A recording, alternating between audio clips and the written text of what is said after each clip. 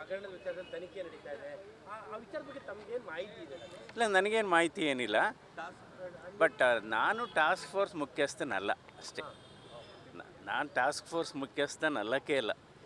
ನಾವು ಒಬ್ಬರು ಇನ್ವೈಟೀಸು, ನಮ್ಮದೇನಿದ್ರು ಸಲಹೆ, ಅಭಿಪ್ರಾಯ ಕೊಡೋಂಥದ್ದು, ಒಪಿನಿಯನ್ ಕೊಡೋಂಥದ್ದು ಅಷ್ಟೇ. ನಾನು ಟಾಸ್ಕ್ ಫೋರ್ಸ್ ಮುಖ್ಯಸ್ಥ ಅಲ್ಲ. ಕಾರಣ ನಿಮ್ಮ ವಿರುದ್ಧ ಒಂದಷ್ಟು ಅದೇ ಗೊತ್ತಾಯ್ತು. ಮತ್ತೆ ನೀವು ಪ್ರಕರಣದಲ್ಲಿ ನಿಮ್ಮ ವಿರುದ್ಧ ಗಂಭೀರ ಆರೋಪಗಳ ಜೊತೆಗೆ ನಿಮಗೆ ಸಂಕಷ್ಟ ಎದುರಾಗ್ಬೋದು ಅನ್ನೋ ಮಾತು.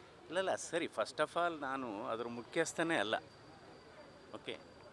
ಅಲ್ಲ ಡಾಕ್ಟರ್, ಅದು ಡ್ರಗ್ ಖರೀದಿ ಇರ್ಬೋದು, ಬೆಡ್ಗಳು ಖರೀದಿ, ಅದು ಡಿಸ್ಕಸ್ ಮಾಡ್ತಾ ಇದ್ರಾ? ಇಲ್ಲ ಅದೆಲ್ಲ ಇಲ್ಲ. ಆ ಸಮಿತಿಲಿ ಅನೇಕ ವೈದ್ಯರುಗಳಿದ್ದಾರೆ, ಅನೇಕ ತಜ್ಞರಿದ್ದಾರೆ, ಅನೇಕ ಅಧಿಕಾರಿಗಳಿದ್ದಾರೆ, ಇಲಾಖೆಗಳಿದೆ. ನಂತರ ಅದು ಮೆಡಿಕಲ್ ಎಮರ್ಜೆನ್ಸಿ, ಗ್ಲೋಬಲ್ ಎಮರ್ಜೆನ್ಸಿ ಅದು. ಸೊ ಹೀಗಾಗಿ ನಮ್ಮದು, ಯಾಕೆಂದರೆ ನಮಗೇನು ಯಾವುದೇ ಅಡ್ಮಿನಿಸ್ಟ್ರೇಟಿವ್ ಪವರ್ ಆಗಲಿ, ಫೈನಾನ್ಷಿಯಲ್ ಪವರ್ ಆಗಲಿ ನಮಗೇನು ಇಲ್ಲ. ನಾನು ಜಸ್ಟೇ ಸ್ಪೆಷಲಿಸ್ಟಾಗಿ ಸದಸ್ಯ ಅಷ್ಟೇ. ಅಲ್ಲ, ನೋಡೋಣ ಅದು ಏನಾಗುತ್ತೆ ಇನ್ನೂ. ಅವೆಲ್ಲ ವಿಚಾರದಲ್ಲಿ ಯಾವ ಥರದ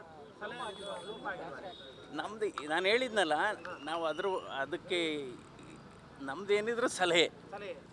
ಅಲ್ಲಲ್ಲ, ಎಲ್ಲಿ ಡ್ರಗ್ ಖರೀದಿ ಮಾಡಬೇಕು ಆ ಥರ ಸಲಹೆಗಳು, ಯಾವ ಥರದ ಸಲಹೆ? ಈಗ ಅದೆಲ್ಲ ಕಮಿಟಿಯವರು ಇರ್ತಾರೆ.